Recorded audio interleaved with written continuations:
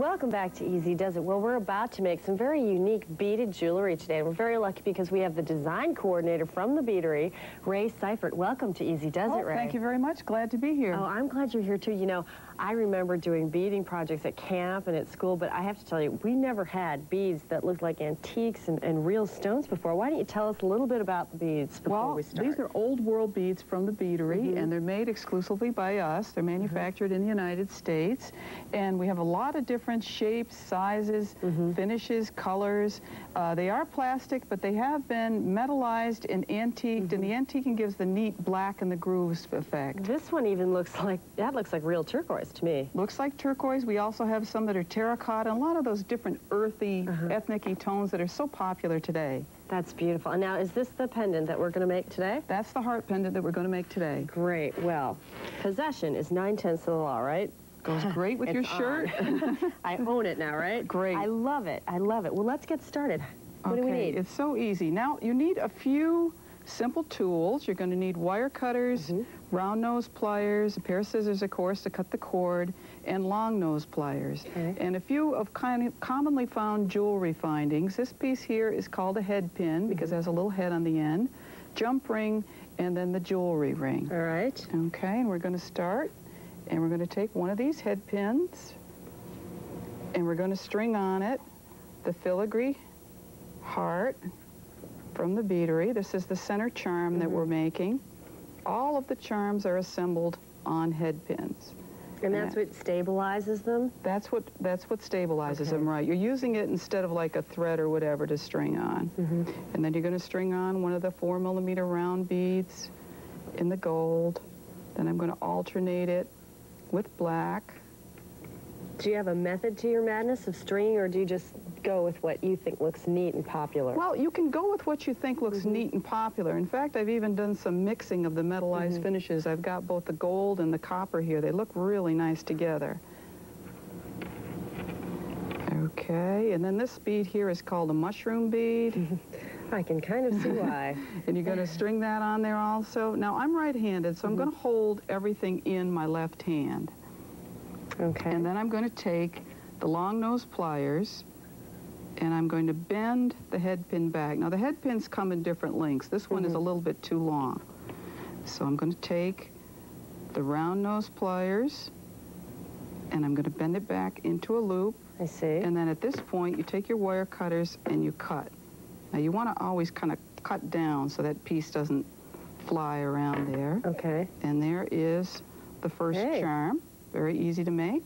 And then you're going to take another one of these head pins, and you're going to string on it.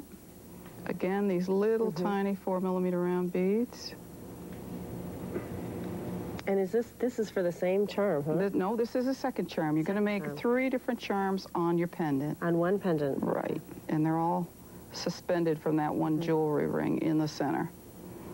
Okay, that one was real simple to make. So again, because I'm right-handed, hold it in my left hand. And that's all for that one, huh? Right. Okay, now you can use a shorter head pin, of course, if you have it, but it's a little easier. Do the same process on that. The same process with the bending over, and you can clip at this point, or you can clip after, whichever is easier for you.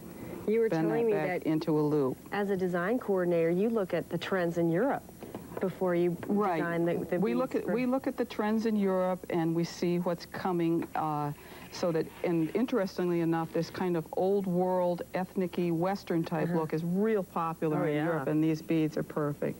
Now, on your jump ring here, this is usually made of very soft metal. I don't know if you can see this, but you can just bend it with your hands to open it. Now, on the ends of each of these charms, we've made this little loop, and you're going to insert that in there. And then you're going to take your jewelry ring, place that in the loop. You got to memorize all the names of these rings, huh?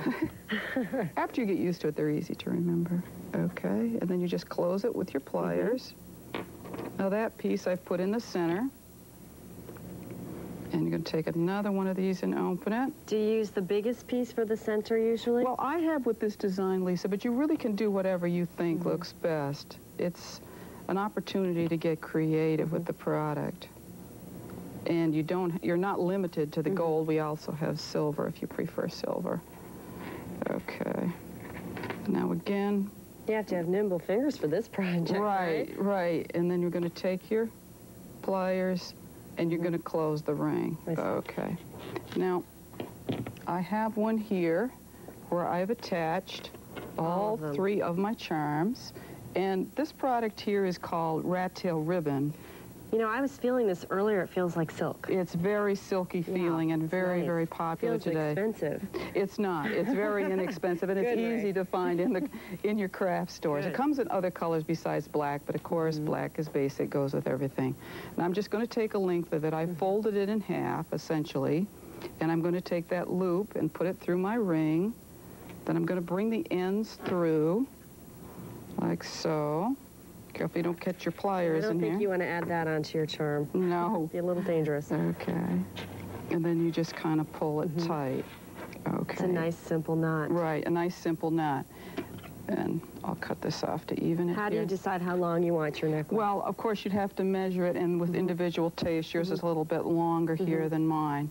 And the nice thing about these beads is they do have a large hole, so you can string them on this rat tail ribbon. I'm going to string on a disc, and then I'm going to string on this barrel-shaped bead. And I'm going to do another disc. Here I'm mixing the copper with the gold, like I mentioned before. That is an interesting look, mixing the different metal types. Right, it is. It gives it a real neat effect. I'm going to push that all down there towards my knot. Again, I'm going to hold it, and I'm going to tie both of the strings together in a simple knot, and just pushing that knot down there. I love the look. And it's so simple. It really is. Okay, and then all you have to do is just tie a knot and put it behind your neck, and that's it, right. Ray, I really enjoyed this. I can't wait to try some of these at home. I'm sure a lot of other people feel the same way. Thanks for stopping by. You're welcome. Glad to be here. Good. And you all stay with us, because up next we've got some new products to tell you about. But first, here's another easy tip.